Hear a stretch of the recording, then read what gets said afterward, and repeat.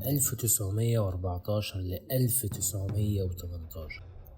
الحرب العالمية الأولى 4 سنين، 4 سنين من الدم والخوف والجوع. أكتر من 18 مليون إنسان ماتوا، مش بس جنود، أمهات فقدوا أبنائهم، أطفال نسيوا إزاي يضحكوا وتيتموا، مدن اتمحت من على الخريطة. الناس اتعلمت إن الحياة ممكن تخلص بسرعة.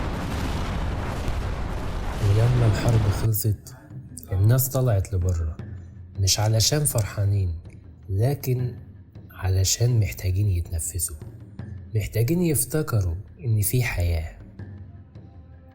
باريس 1919، يعني بعد الحرب بسنة. المدينة كانت شبه إنسان خرج من عملية جراحية صعبة جدا، واقف وبيحاول يمشي، بيحاول يرجع يبتسم. الستات قصروا فساتينهم، قصوا شعرهم، وقالوا للعالم إحنا هنا وإحنا حرين. لكن في وسط كل ده كان في حاجة لسه بتحكي نفس الكلام القديم. العطور كانت دايما بتحكي عن ورد، ياسمين، بنفسج، عود، مسك، زهور. عموما كانت عطور حلوة، لكنها كانت بتقول إن الست هي مجرد زهرة ناعمة، مش أكتر من كده.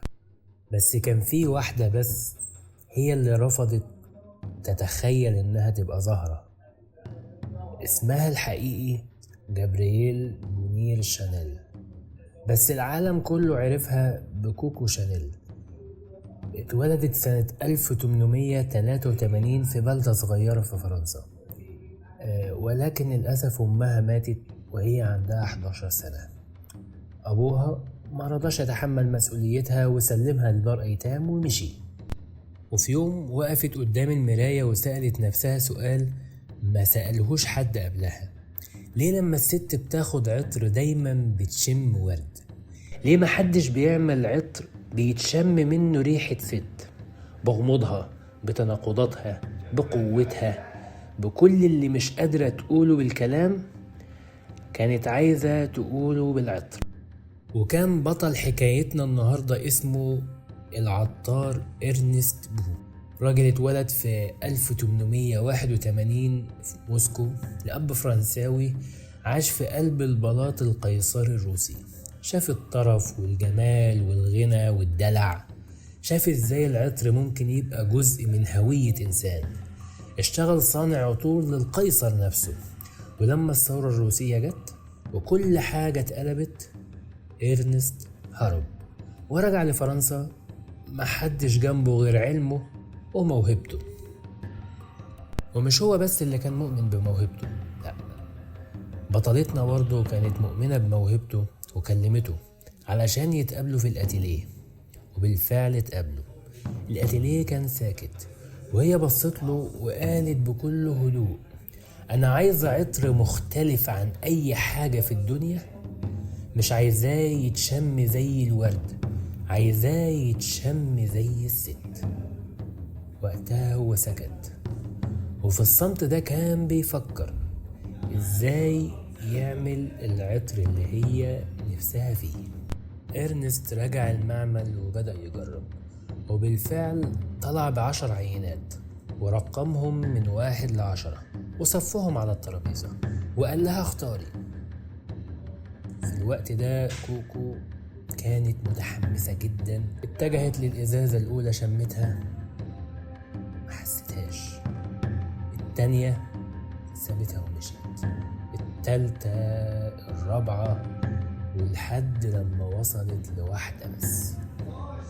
وقفت مش علشان لقت ريحتها حلوة،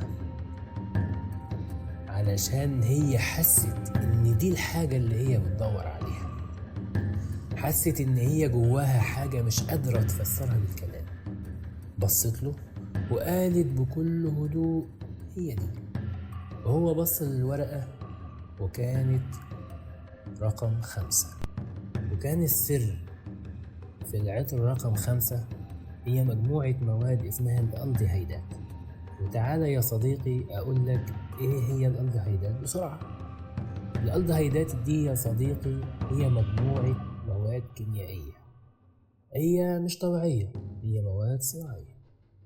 ريحتها لو شمتها لوحدها هتحسها غريبة، حادة، مش مألوفة، وبتحتار في شكلها. تحسها تشبه الصابون النظيف أو الهواء اللي احنا بنشمه بعد المطر، أو ممكن حاجة تانية انت مش قادر تسميها. بس زمان الكيميائيين كانوا عارفينها، بس كانوا خايفين يحطوها في عطر بكمية كبيرة. ليه؟ بس كانوا حاسين ان ده هيبقى غريب قوي. بس إرنست قرر يتحداهم وقرر يحط الألديهيدات بكمية محدش جرب يحطها قبل كده، وأضافها فوق قاعدة من أجمل المكونات زي زهرة الإيريس الفرنساوية والياسمين وخشب الصندل والمسك. المكونات الطبيعية دي لما اتحدت مع الألديهيدات حصلت حاجة غير متوقعة بالمرة. مش إضافة، لأ، ده كان تحول للعطر نفسه.